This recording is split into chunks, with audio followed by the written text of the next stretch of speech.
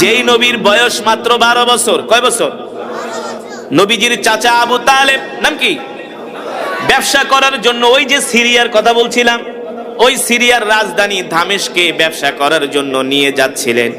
যে দামেস্কের জন্য, সিরিয়ার জন্য আল্লাহর নবী দোয়া করছেন, আল্লাহুম্মা বারিক লানা ফি শামিনা, আল্লাহুম্মা বারিক লানা ফি ইয়ামানিনা। আল্লাহর নবী যে শামের জন্য দোয়া করেছেন, আল্লাহর নবী যে ইয়ামানের জন্য দোয়া করেছেন, আল্লাহু আকবার।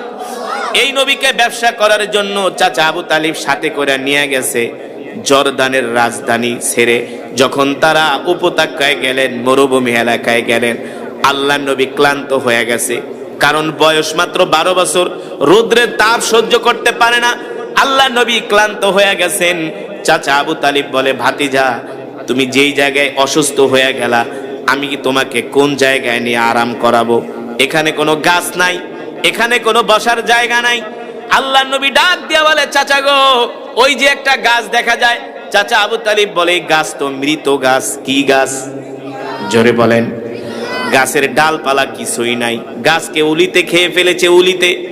আল্লাহ নবী বলে, চাচা আপনি আমাকে ওই গাছের নিচে নিয়েই বসান। সুবহানাল্লাহ বলেন। ভাতিজা গাছের নিচে নিয়ে বসাইলে কি হবে? আল্লাহ নবী বলে, শুধু বসান, তারপরে দেখেন কি হয়। আল্লাহ নবীকে গাছের নিচে বসানোর সাথে সাথে ওই মৃত গাছ আল্লাহর নবীর বরকতে জীবিত হয়ে গেছে। আরো আস্তে গান সুবহানাল্লাহ।